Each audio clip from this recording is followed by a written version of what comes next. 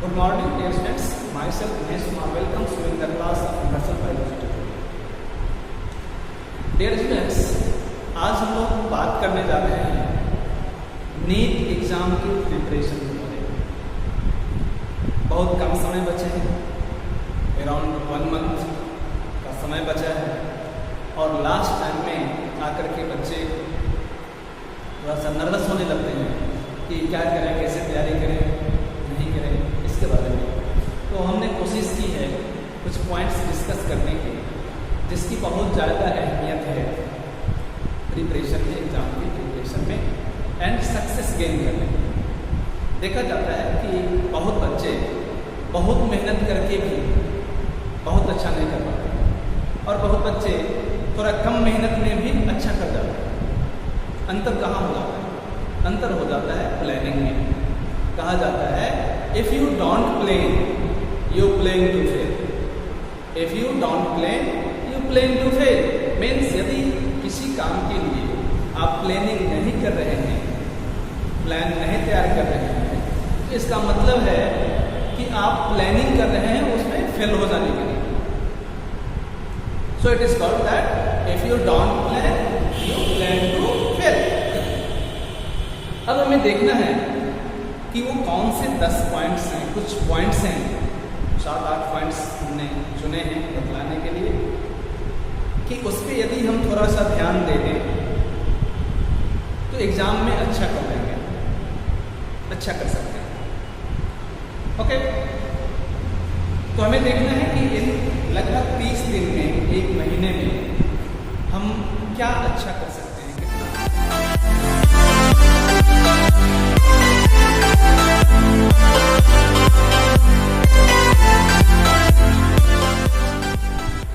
इसमें जो हम लोग पॉइंट्स डिस्कस करेंगे वो पॉइंट्स हैं डाइट, सबसे पहले डाइट में, देन से book, no new chapters and multiple reading of NCERT, revisions through teachers note, short notes से prepare, practice test paper, paper attempting strategies, most important last point, paper attempting strategies।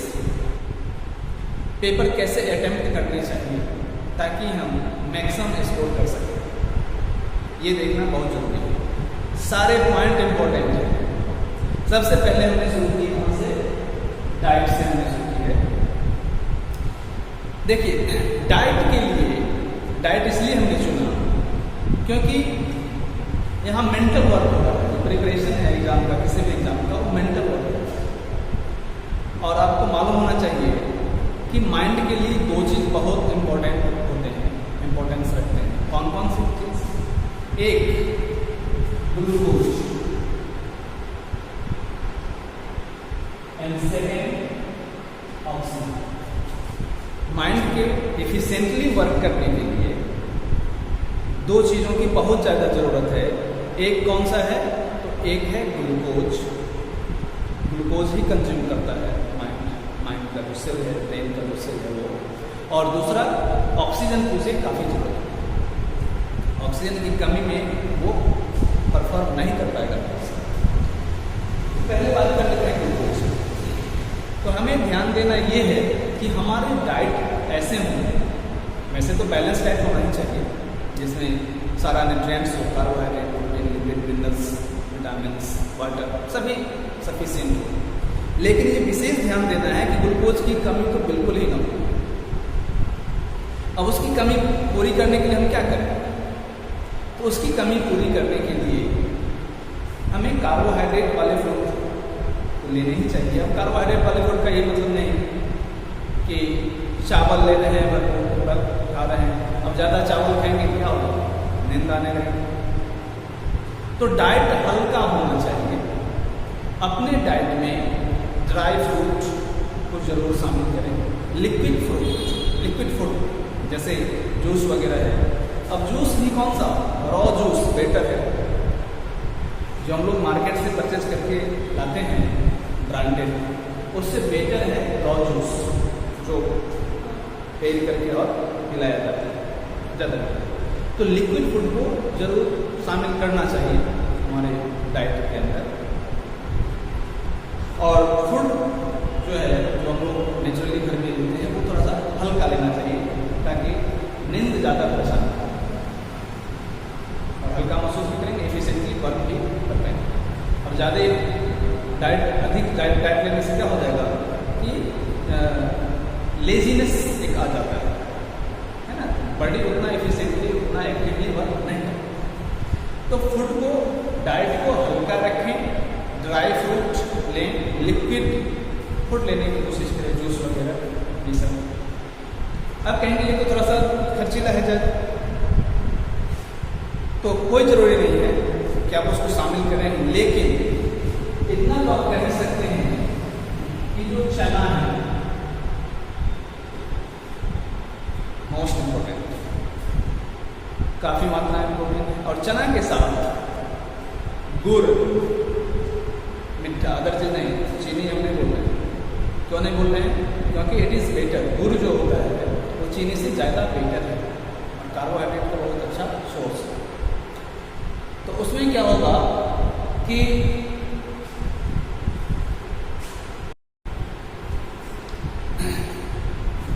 तो चना, फूला हुआ चना होना चाहिए, रात में रख दीजिए, सुबह नाश्ता में ब्रेकफास्ट में आप वही लें गुड़ के साथ, तो कार्बोहाइड्रेट आपको अच्छा खासा मिल जाएगा वहाँ से।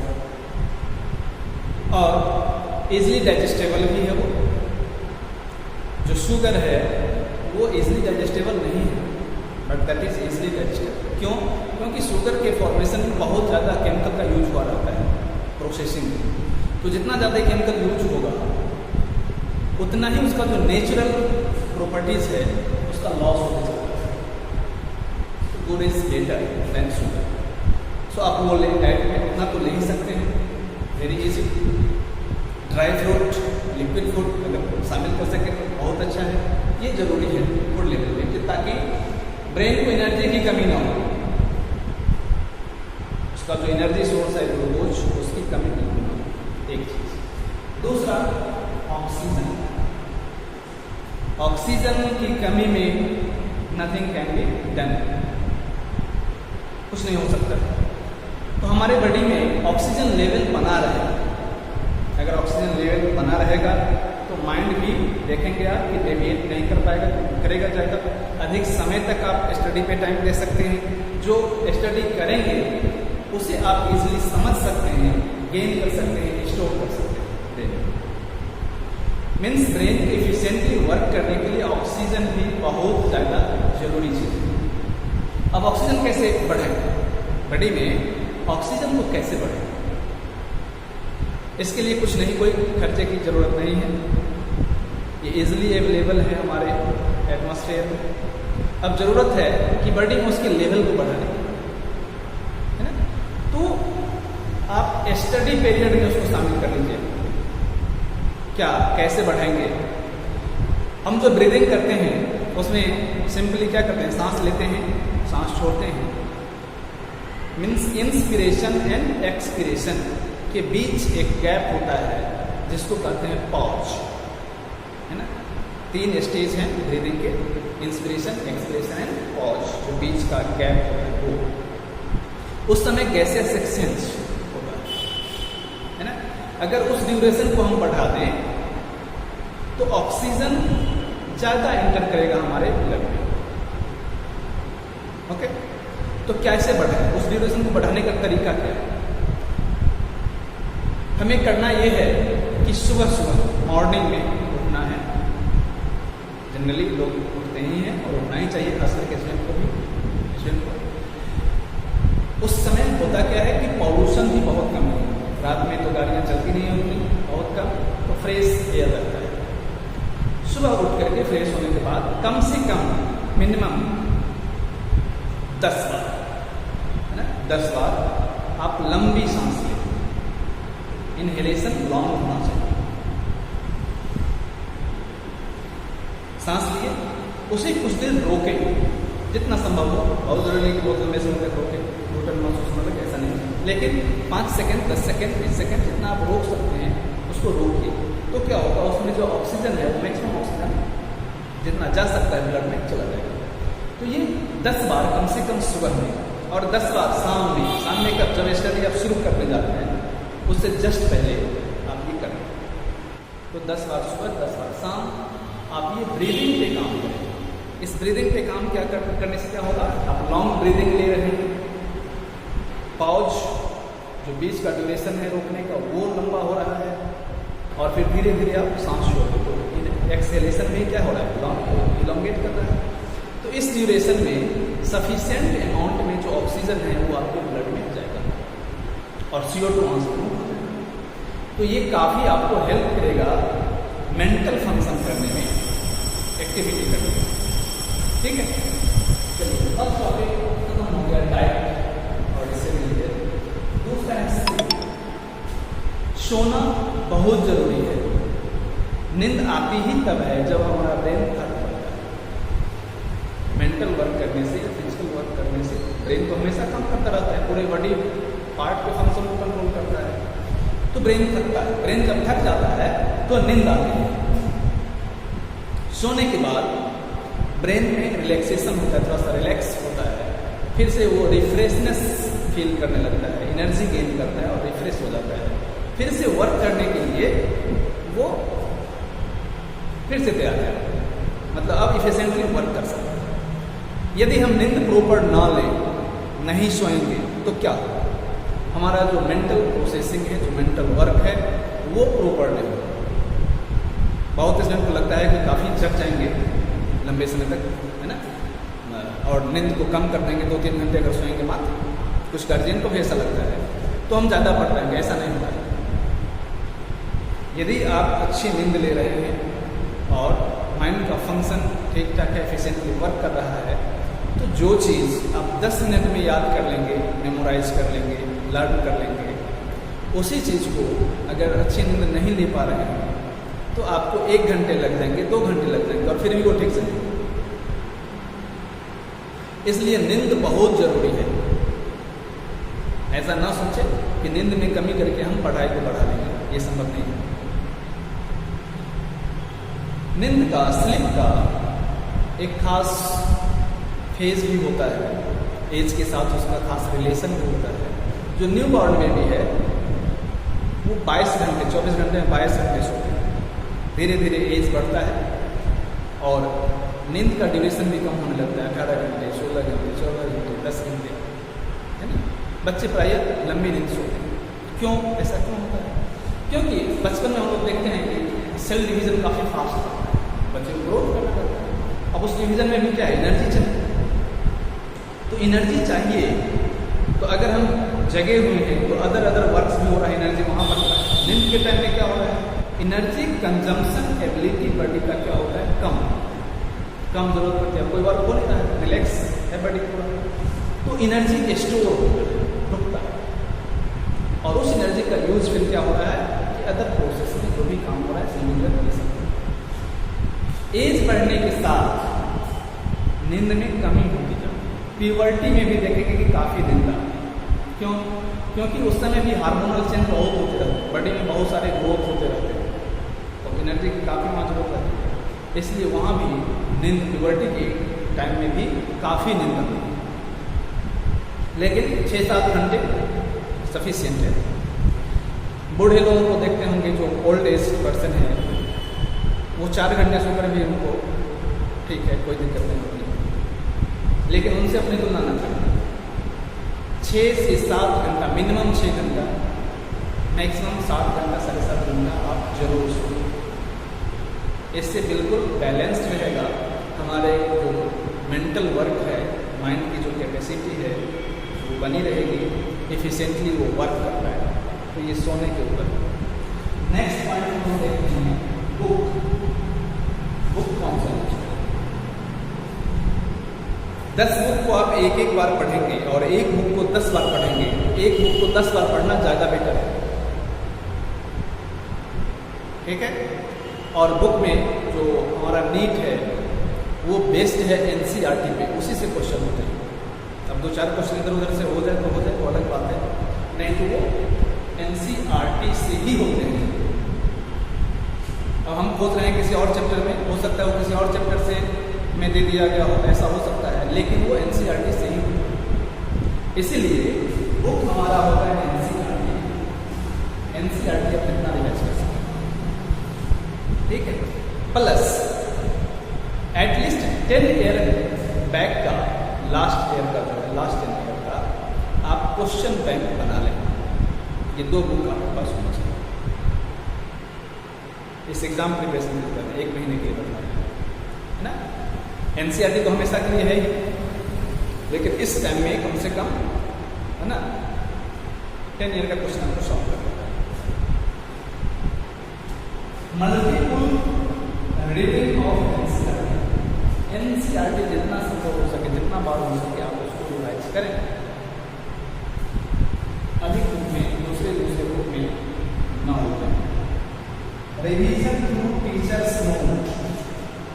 टीचर्स जो नोट प्रोवाइड करते हैं, जो दिए होते हैं, वो यूजुअली ब्रीफ होते हैं, तो आप टीचर्स नोट से रिवीजन करें। टीचर्स नोट पढ़ें, फिर उसी को एनसीईआरटी से पढ़ लें, बेटर है, सफिशिएंट है। Next, practice short notes prepared. आपका जो है, आपने यदि शॉर्ट नोट बनाए हैं, शॉर्ट नोट्स बनाए हैं, जैसे टीचर्स नोट पढ़े हैं, उसमें से भी जो की पॉइंट्स होते हैं हम लोग बनवाते हैं बच्चों से।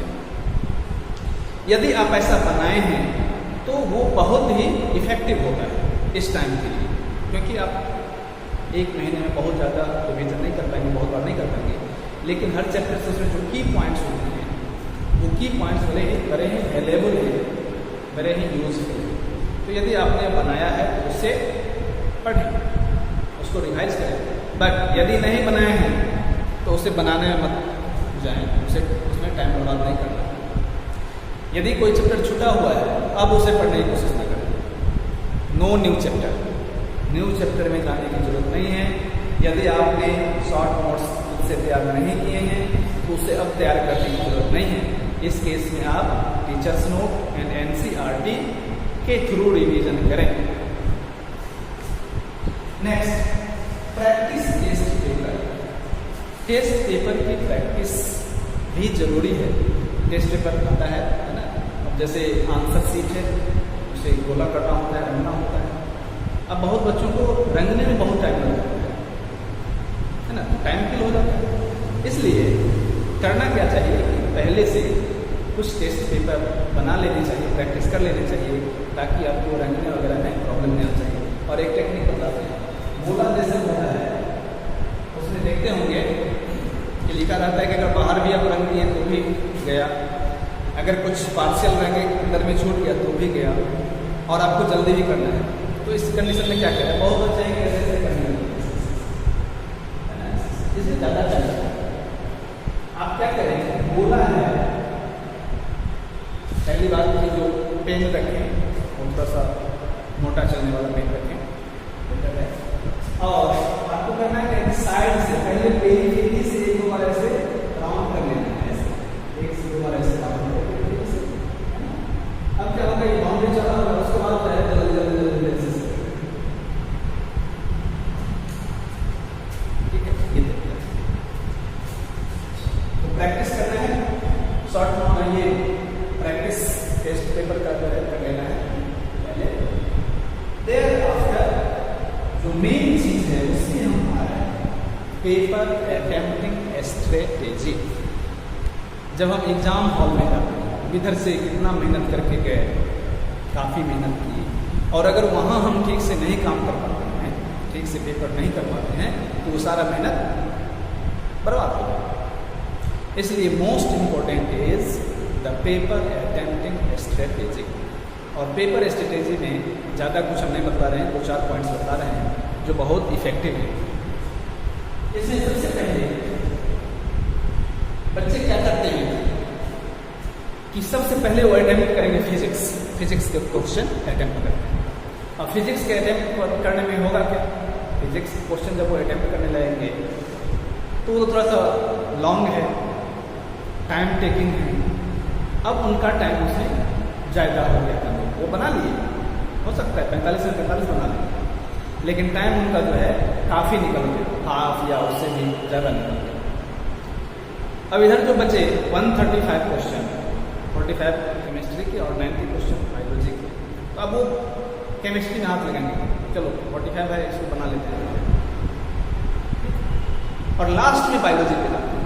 गड़बड़ी यही है, वो सोचते हैं कि पहले फिजिक्स बना करके टफ क्वेश्चन है, निश्चिंत हो जाएंगे, आराम से बनाएंगे बायोलॉजी का क्वेश्चन, लेकिन ऐसा होता नहीं। जब टाइम कंज्यूम हो जाता है, टाइम जब लास्ट करने लगता है ना, तो अंडर प्रेशर आ जाते हैं बच्चे, और टाइम नहीं है, क्या करें, जल्दी जल्दी जल्दी जल्दी पढ़ेंगे। लिखा हुआ है बॉम्बेक्स, पढ़ेंगे बॉम्बे, है ना, काला पीला नीला लाइट आने लगता है चेहरे के सामने, आपके सामने, अब क्या करें क्या करें क्या करें, टाइम नहीं है ना। मतलब क्वेश्चन भी नहीं पढ़ पाते हैं ठीक से, समझने की बात तो दो। इस कंडीशन में होता क्या है कि आता हुआ क्वेश्चन भी बच्चे गलत कर बैठते हैं, आंसर गलत दे देते हैं। दूसरा, बहुत सारे क्वेश्चन को छोड़ भी जाते हैं, जो क्वेश्चन आप कर सकते थे वो भी आपके छूट गए। ओके, तो इसमें क्या हुआ, आप सोचे थे कि इजी है, इजी को बाद में कर लेंगे, लेकिन हुआ उल्टा। जो टफ था उसमें तो आप 45 क्वेश्चन में टाइम लगा दिए पूरा। अब जो इधर के 90 क्वेश्चन बायोलॉजी के बच गए, वो आपको आता भी है फिर भी छूट गया, हो गया। फिजिक्स में कितना सही होगा वो तो बात की बात है, लेकिन 90 क्वेश्चन तो आपको आते हुए चले गए ना, 90 या उसमें जो भी चले गए, जितने चले गए तो चले गए।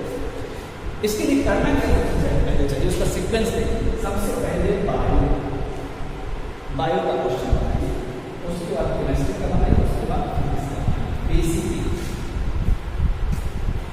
बायोलॉजी थ्योरेटिकल है, 90 क्वेश्चन आप बना लेंगे, आराम से बना लेंगे, है ना, समझ के बना लेंगे, तो भी आपको जो है टाइम काफ़ी बच जाएगा। इसमें जो बचा हुआ टाइम है, इसमें और केमिस्ट्री में, उसको आप यूज़ कीजिए फिजिक्स में, ठीक है। अब फिजिक्स बना लिए, फिर इसके बाद जाइए केमिस्ट्री में, केमिस्ट्री बनाइए। अब जो टाइम बचता है उस टाइम में आप फिजिक्स में जाइए। फिजिक्स में भी देखिए, फिजिक्स में ये मत सोचिए कि हम सारा क्वेश्चन बना ही देंगे, नहीं, पहले देख लीजिए जो जो बनने वाला है, थ्योरेटिकल क्वेश्चन है उसको बना लीजिए, फिर इजी क्वेश्चन होंगे, इजी उसको टच कीजिए, उसको बनाइए, और फिर जब टाइम बचता है तो जो टफ वाले हैं उस पर काम कीजिए। ये आपका सीक्वेंस होना चाहिए क्वेश्चन सॉल्विंग। एक बात। दूसरी बात कि कुछ बच्चे हैं कि क्वेश्चन पढ़े और इधर बोला लगाना सुना। इसमें होता है क्या कि लिंक ब्रेकअप होता है। अब हम एक बार पढ़ने समझने के लिंक में और दूसरी जगह बोला रह गया है ना, तो मेंटल वर्क से हट करके फिजिकल में, तो बार बार ये क्या होगा, ब्रेकअप होगा। इस जगह करना क्या चाहिए कि आप क्वेश्चन पढ़ते जाएं, है ना, और जो आंसर है उसमें एक डॉट लगा दें, पेंसिल से डॉट लगा दें। एक ग्रुप का जैसे कर लिए, बायोलॉजी का कर लिए, उसके बाद गोला रंग देंगे, कर लीजिए। फिर केमिस्ट्री पे जाइए, पूरा केमिस्ट्री का बना लीजिए, गोला रंग लीजिए। इसी तरह से फिजिक्स में कीजिए। इस तरह से आपको सॉल्व करना है। ये आपका स्ट्रेटेजी होना चाहिए एग्जाम के अंदर, और इस स्ट्रेटेजी से अगर करेंगे तो I hope you will do it. आप अच्छा कर पाएंगे, बहुत अच्छा कर पाएंगे। इसमें कुछ क्वेश्चन अब जैसा लग रहा है कि ये होगा या ये होगा, कंफ्यूजन नहीं, तो तुक्का मारने की कोशिश नहीं करें, छोड़ दें, क्योंकि निगेटिव मार्किंग है ना। जो आपको आंसर मालूम है उसको सॉल्व करें, बाद बाकी जिसके बारे में मालूम नहीं है तो अंदाज से आप कुछ लगाते हैं, ऐसा ना करें। तुक्का मारने की और नहीं, जिसके बारे में आप कुछ जानते हैं उसी को कोशिश करें, उसी को करें। अब देखिए क्वेश्चन सॉल्विंग में जो ऑप्शन दिए रहते हैं उसमें भी तरीका है, दो तरीका है। एक तरीका है कि आप चारों ऑप्शन पढ़ें। ऐसा नहीं, बहुत बच्चे ऐसे होते हैं कि एक ऑप्शन पढ़े, लग गया कि यही आंसर होगा, टिक कर दिए, नहीं, ये गलत है। हो सकता है कोई अदर ऑप्शन हो जो भी उसका आंसर हो और अगला जो ऑप्शन हो उसमें लिखा हो वो ए एंड बी। अब क्या करेंगे आप? ए वाले में अगर मार के चले जाते तो हो गया, गलत हो गया वो। इसलिए पूरा टोटल 4 ऑप्शंस पढ़ने के बाद ही आप आंसर टिक करें कि क्या होगा। एक बात। दूसरी बात कि अगर ऑप्शन में चारों ऑप्शन हम नहीं समझ पा रहे हैं कि क्या होगा क्या होगा, तो 2 मेथड है। एक है सिलेक्शन मेथड, दूसरा है एक्सक्लूजन मेथड। आप पहले सिलेक्ट कीजिए कि अच्छा ठीक है, ये सही है, ये पॉइंट भी सही लगता है, ये पॉइंट भी मिल रहा है, मिला ही अपना जो नॉलेज है उससे मैच कीजिए। अच्छा ये हो सकता है, अगर हो सकता है, सपोज ये हो सकता है, तो ये चौथा है वो बिल्कुल वही आंसर है। ये सिलेक्शन का मेथड जो होता है, सिलेक्शन मेथड में आपको परफेक्ट मालूम है कि क्या होगा, तो ये सिलेक्शन मेथड आप 3-4 पढ़े, 4 में से आप सिलेक्ट कर लीजिए कि कौन होगा। ठीक, ये पूरा जब आप परफेक्ट है तब। अगर आपको थोड़ा सा कंफ्यूजन है तो आप अपने जो नॉलेज है उससे मदद लीजिए। एक्सक्लूजन मेथड अपनाइए। अच्छा ये है, ये होगा कि नहीं होगा, ये नहीं होना चाहिए, ये नहीं होगा, ये भी नहीं होगा, ये दूसरे से रिलेटेड है, ये दूसरे से रिलेटेड है, ये दूसरे से रिलेटेड है। इस तरह से उसको हटाते चलना, ये हुआ एक्सक्लूजन मेथड। अब जो लास्ट में बच गया वही ऑप्शन होगा। ये 2 तरीके हैं। तो ये एक्सक्लूजन मेथड अपनाइए, सिलेक्शन मेथड अपनाइए। क्वेश्चन पहले पॉइंट कर लीजिए आंसर, लास्ट में रखने बोला रहेंगे। सीक्वेंस क्या रखना है, biology, chemistry and then physics. Physics में भी जो इजी क्वेश्चन है उसको पहले करना है, जो टफ लग रहा है उसको बाद में समय देखते हुए करना है। ओके, आई होप ये आप लोगों के लिए काफ़ी बेनिफिशियल होगा।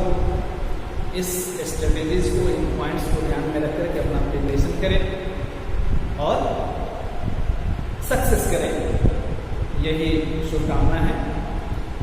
हम समय समय पर बच्चों को एग्ज़ाम के टाइम में, अदर टाइम में भी, क्लास के टाइम में भी प्रिपरेशन का तरीका बतलाते रहते हैं और भी जो जरूरी चीज़ें लगती है वो बतलाते रहते हैं। तो ऐसे गाइडलाइंस के लिए, हमसे जुड़े रहने के लिए इस चैनल को सब्सक्राइब करें। सब्सक्राइब करके आप हमसे जुड़े रह सकते हैं एंड दूसरे स्टूडेंट को भी फ़ायदा हो सके, इसके लिए आप उन्हें, जो ज़रूरतमंद लोग हैं, जो तैयारी में हैं, उन्हें आप शेयर कर दें। Thank you, have a nice day.